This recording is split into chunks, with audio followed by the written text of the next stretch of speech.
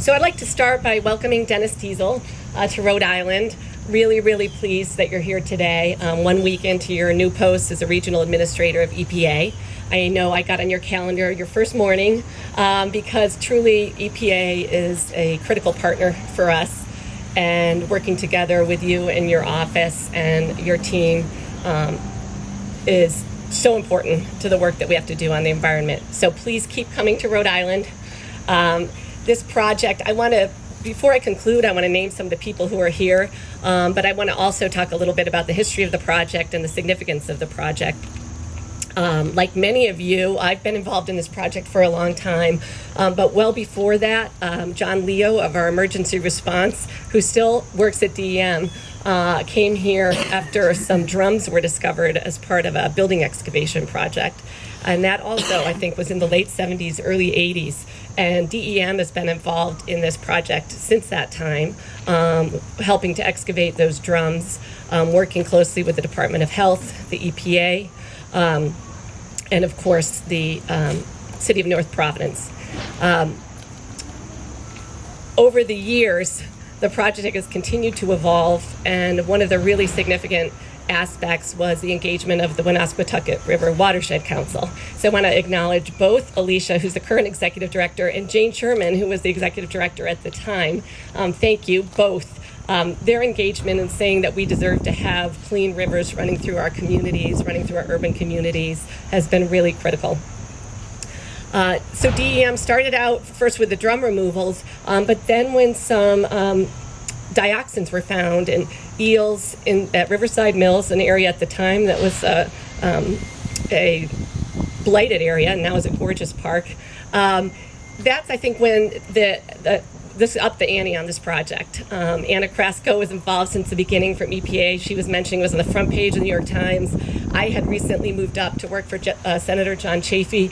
There were big public meetings, much concern about dioxin, and that is another element of this that I wanted to mention, was just the engagement of the community. The communications, which Mayor Lombardi talked about, but also the community engagement. People in the community drove action, and they also helped drive the remedy. And the concerns about dioxin were really what put this on the national priorities list. That was in the late 90s. We're 20 years from then. Persistence is part of this story. The work that was done, DEM continued to work with the City of North Providence on remediation, on fencing to keep people out, on messaging, together with the Department of Health, and the stick-to-itiveness of the city and the thank you. And the community groups have been terrific, as well as the departments. So the work to both keep people out of the river, keep working on a remedial action, trying to force the polluters to pay for this. We knew who they were. And then committing to the clean water act goals of a fishable, swimmable river. That has driven this project. I do want to recognize that EPA under this administration really, I'm sorry. Let me put those, I'm not using them anyway. EPA under this administration did not give up on this. By putting it on your priority list, you were able to catalyze, as you said, Regional Administrator Diesel, action. And we are so grateful because this site needed that catalytic action as we worked on a remedy, a $100 million remedy that we think will do the trick. I want to thank Mayor Policina. He's been so collaborative and helpful. Many of the remedies, including this one, involve Johnston across the river. And every time he's been willing to listen, innovate, and be part of the solution to this. So thank you very much, Mayor.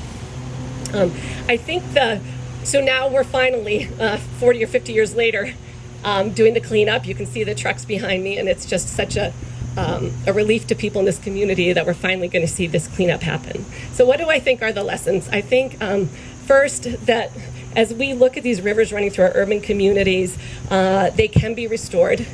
Jane and I worked on making sure this was an American heritage river, that when the federal government said we're going to recognize some of our most important rivers, they recognized the Woonasquatucket.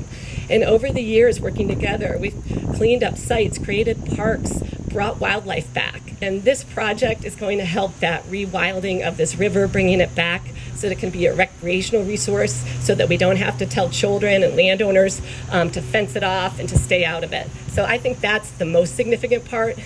But the two lessons I would take from this is the community engagement.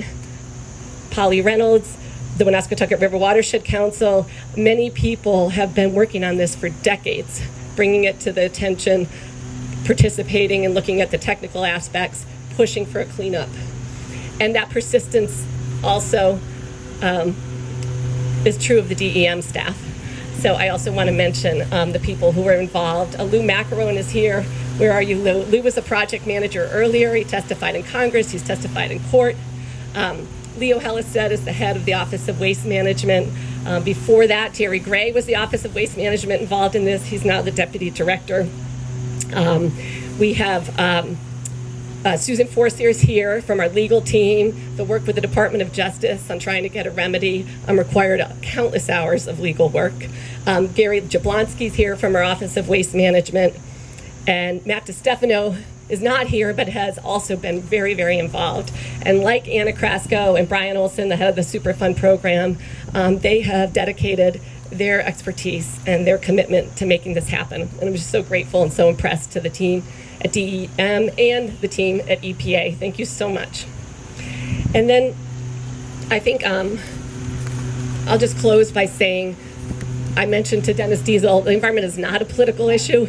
We want to keep working with EPA closely, with the mayors closely, and make sure that the community gets what they deserve, which is a healthy river with herons and dragonflies and fish that we can consume, and a place that we can be proud of running through our community. And I think we're well on our way to that with the help of EPA and all of you. So congratulations to folks. There's a few more years to go, so we all have to stick at it, but this is really a terrific occasion and one that we've worked hard on for many, many decades. Thank you.